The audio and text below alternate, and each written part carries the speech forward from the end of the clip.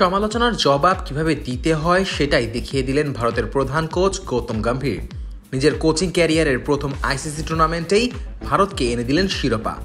একদিকে কোহলির সঙ্গে তার সম্পর্ক নিয়ে গুঞ্জন, অন্যদিকে দল নির্বাচনে স্বজনপ্রীতির অভিযোগ। সব মিলিয়ে অনেকেই ভেবেছিলেন হয়তো গম্ভীর সফল হতে পারবেন না, কিন্তু তিনি বরাবরের মতোই গুরুগম্ভীর মনোভাব নিয়ে এগিয়ে গেছেন আর তার দল মাঠে পারফরমেন্স দিয়ে সমালোচকদের মুখ বন্ধ করে দিয়েছে।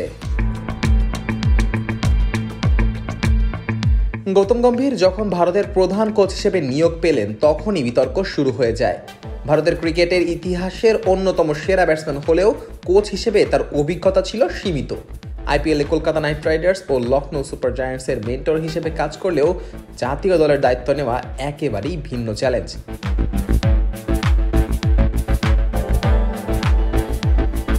তবে সবচেয়ে বেশি প্রশ্ন উঠেছিল তার ও বিরাট কোহলির সম্পর্ক নিয়ে। অতীতে দুজনের মধ্যে টক্করের অনেক ঘটনা রয়েছে। মাঠে প্রকাশ্যে বিতর্ক, আইপিএলে একে অপরের বিরুদ্ধে লড়াই, এমনকি সামাজিক যোগাযোগ মাধ্যমেও তিক্ততা। তাই অনেকেই ভেবেছিলেন দুজন একসঙ্গে কাজ করতে পারবেন তো? দলের ভেতরের পরিবেশ কি আদৌ স্বাভাবিক থাকবে?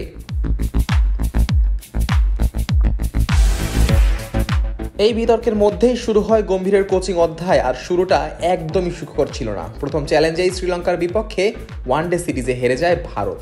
এরপর টেস্ট সিরিজে নিউজিল্যান্ড ও অস্ট্রেলিয়ার বিপক্ষে হারের ধাক্কা আসে।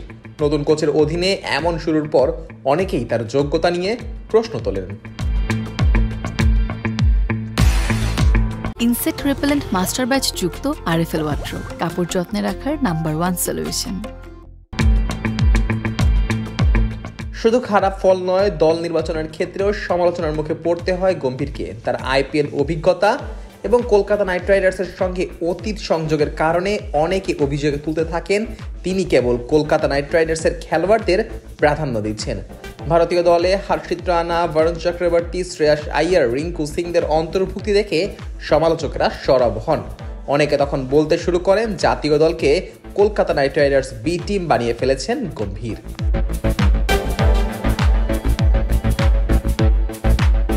তবে গম্ভীর কখনো কথায় জবাব দেওয়ার মানুষ নন। তিনি সবসময় মাঠের পারফরমেন্সেই বিশ্বাসী।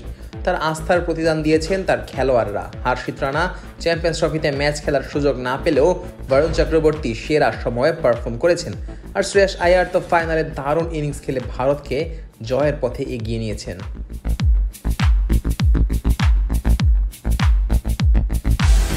গৌতম গম্ভীরের ক্যারিয়ার বিশ্লেষণ করলে দেখা যায় তিনি কখনোই বড় মঞ্চে ব্যর্থ হননি। ভারত যখন 2007 টি-20 বিশ্বকাপের ফাইনাল খেলেছিল তখন তিনি 75 রানের ম্যাচ জয়ী ইনিংস খেলেছিলেন। আবার 2011 ওয়ানডে বিশ্বকাপের ফাইনালে তার 97 রানের ইনিংস ছিল শিরোপা জয়ের অন্যতম ভিত্তি।